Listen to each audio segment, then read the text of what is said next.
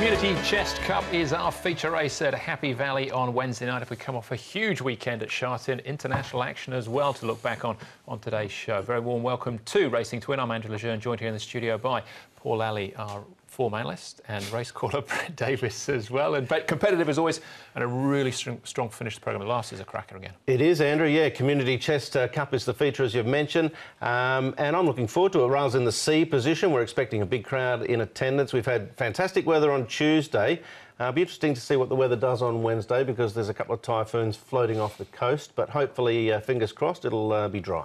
All right, and as far as jackpots are concerned, we had a couple golf at Sharton the weekend. What have we got this time? Nothing, actually. They've all been won. They all got one on the first day, so there's nothing actually there for the jackpot, from as far as jackpots are concerned. However, the betting looks really open, and you've guys already alluded to that last race. That looks good. Race 6. Actually, the last 3 races all really good, even races. Early stages, we've got $4 favourites floating around as well. So it's going to be a really good competitive card. Zach Purton's got an excellent book, but our leading rider in Hong Kong at the moment is Vincent Ho. He tops the table. Yeah, he's had an outstanding start, hasn't he? Picked up a double there on the weekend, so yeah, he's the man to run down at the moment. All right, and Karis Teeton had a pretty good afternoon as well, as we can look back on now with our racing review. Feature race came up early on Sunday. It was race number 2. Small field as well. Rattan went off a very short price favourite, but Teeton dictated off a slow speed on the front and just kicked away. Well, this was always a possibility, wasn't it? We knew his form in Macau, where he'd been successful with a Romantic Touch, and it was in similar circumstances, and he just got away with too much out in front. At the 300-metre mark, it looked like Rattan was going to cut them all down. He really built the revs quickly, but then Romantic Touch just put the sprint in, took a little bit of time to build on his revs, but as you can see, quite comfortable in the end. Yeah, hats off to Karis Teeton. It was a great ride. He went really slow sectionals early, and as such, they couldn't catch him. So well done to tip my hat to Karis Teeton. It was a really good ride. It's been a great money spinner, Romantic Touch. We mentioned on Racing to Win leading into the meeting that he was placed in the Derby behind Luger, finished 3rd. He's been very versatile. I can remember him winning a race at Happy Valley when he first got here. He came from a mile back. He looked super impressive. He's been a real good money spinner. You'd like to own one like him, that's for sure. And is that a combination we're going to see more of, do you think? Teeton and Cruz, they teamed up for 3 on the afternoon. Definitely possible. Yeah, well, definitely. If he keeps riding winners, it's hard to take a winning jockey off to start with, isn't it? So, yeah, it just shows. I mean, everyone was talking about Zach Purton before. I mean, he didn't ride a winner, Zach, on the day. He's got obviously, I think he's got a really good book, and I think he'll bounce back pretty quickly. But it just shows it's not a one-horse race by any stretch of the imagination. He can't ride them all, can he? No, particularly those on the lightweights. Yeah, absolutely, which Karis can. As I mentioned, though, it was an international weekend because Fight Hero represented Hong Kong in Korea. Derek Lung in the saddle for Mi Choi, and well, I mean, unbelievable performance from a wide gate. Barrier 13, he covered ground, he fought all the way to the line. He did. Had a good stoush with the Japanese charger there, and he came out on top in the end. But at this stage, it could have gone either way. A real drive to the wire. Fantastic ride from Derek. I don't, reckon the horse got too many sprinkles of sand in his face. He drew 13, but he kept him as close to the field as possible and as comfortable as possible. And he ran a really gallant race. As we know, it's not easy to make ground there, and the Japanese are not easy to beat anywhere, and they really pulled clear. Could have gone either way. It was a little bit of a bob of the heads. They did have a bit of a bumping duel for a portion of the stretch. But he was almost knocked over on the turn. He was, but the Japanese horse was trying to get out, and he was just trying to hold him in. So creditable effort by both horses, really. And as you can see, look at the margin. Could have gone either way, really. But yeah, Hong Kong can be pretty proud of that performance. Well, they're the best 2 horses in the race by far, weren't they? They were clear of the local horse that ran 3rd, but it was a good run from both. And as you said, one thing about those sand tracks, if you do get a clear run and you don't get that stuff thrown in your face, the wide offsets being wide. Yeah. Momentum and rhythm as well. Derek did have a look at the patrol film, apparently, but it was a long way out. But there you go. It's a huge effort. Anyway, Dubai's been mentioned for Fight Hero now as well later on in the season. These are the ratings after the weekend, all of the winners. Well, circuit number 2 was quite a courageous effort. Of course, Friends of Ka Ying, and he had a bit of a driving finish to the wire. Friends of Ka Ying will back up on Wednesday night. Go Public looks like he's a nice horse on the dirt. And good old Kirov was the winner of the other dirt race, picking up 6. And, yeah, of the rest, it was sort of just mediocre from the handicap of 5s and 6s. Yeah, nothing really double figures there. You know, High Five being the highest with an 8, but which was a good win from him as well. All right, circuit number 2 might be the most progressive of those we will see. Those are the big winners on the weekend. We'll see if we can find you some more, though, with our horses to follow.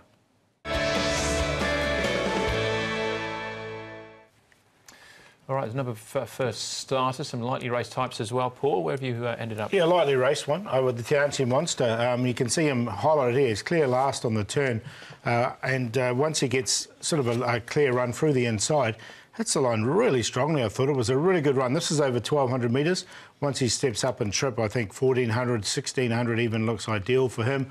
And he hit the line very nicely, so he definitely caught the eye. He just had a little flashing light on his head as he hit the line here, didn't he? It was a really good run from him. So plenty more this season. I'll be pretty excited about him. He trialled really well on Carnival night, and yeah, it does look like he wants a little bit more racing and a bit more ground, but encouraging signs from the son of Shocking. Didn't mind the other one of the green silks either, 60-60. He looks like a nice horse in the making. No luck for your horse though, Brett? No, Electric Lightning. I put him in the tips. I thought he might be able to run a reasonable race. There actually turned out to be a lot of pace in this race, with President Paramount finding the front and just overcooking and over-bubbling as he can do often. And there, Electric Lightning, when they came to the corner, Karras was sitting on his lonesome behind all the speed. If he had have just got moving a fraction earlier, he would have probably been where Let Us Win is in the green colours.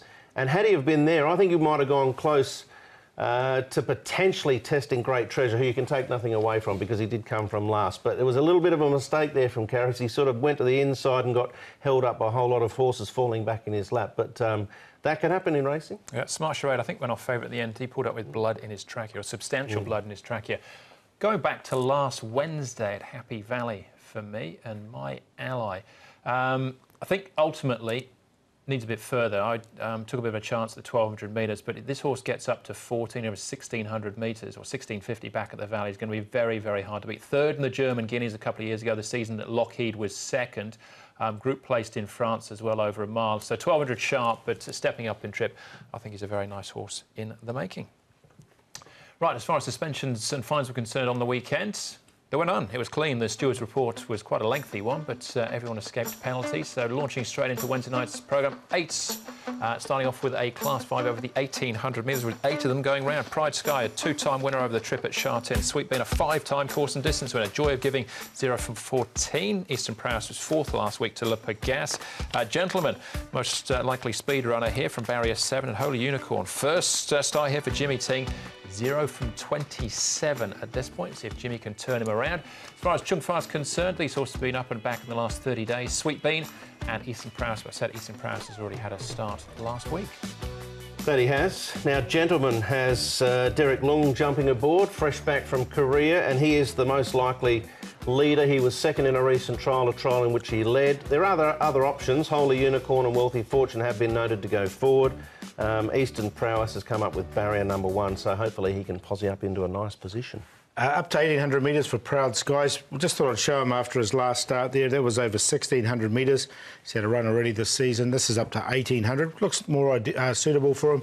And he'll strip fitter also, obviously, with that run under his belt. He seems to be moving nicely. Sweet Bean's a 7-time winner here in Hong Kong. None of these horses are even close to that. And you can see he's going really nice. He's been a Chung Fa. I think it's done him the world of good. Zach Purden aboard, so he looks tough to beat. Does Sweet Bean.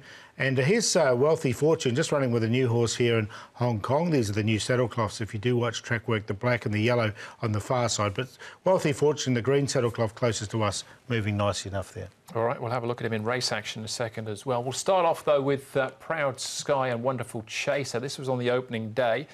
Over the mile, as Paul touched on, so up to 1,800 metres here. Yeah, and on the opening day, the mile was just a fraction short for him. His 2 wins have both been at 1,800. He's won 2 from 5 in the class. This is much more suitable for him this race as opposed to his debut run. Yeah, I've got him in, and I've got Wonderful Chaser in there as well, because I think up to 1,800 will suit him, and they both have had a benefit of the run. I haven't got them on a win line, but I've got them both in on a minor line. All right, that was Le Panache streaking away in the closing stages. Next one we're going to have a look at is Wealthy Fortune and the ever-consistent Sweet Bean.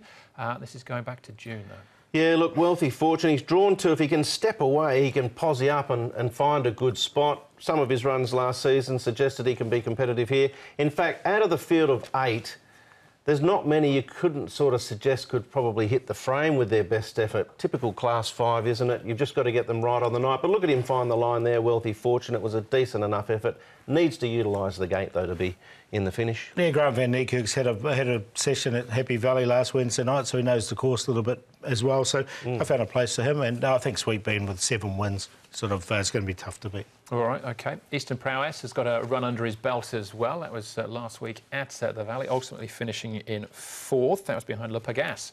Yep, I tipped him. I made him the long shot on the night, and I thought he ran well. He had a bit to do at this point. He had trialled well at Chun Fa. He just kept grinding away here. This was a little bit of a tactical affair, as we know, with Le Panache putting in a really Herculean effort, all considered, with the sectionals early. But he just kept grinding away there. I think the run under the belt, the barrier, and the extra distances are positive. Yeah, 1800 will suit him as well. All right, so he's definitely in calculations. One more to take a check on. This is our current favourite, in actual fact.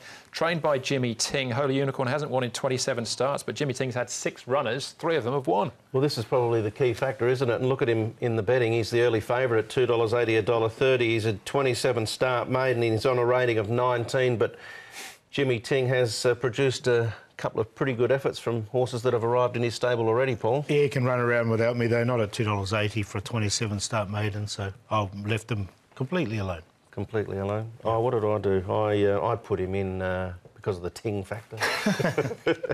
All right, so he's in for Brett. So I think you're probably edging towards Sweet Bean then. Definitely, yeah. Well, you got Zach Purden aboard. He's a 7-time winner. None of these horses have won anything close to that amount of wins.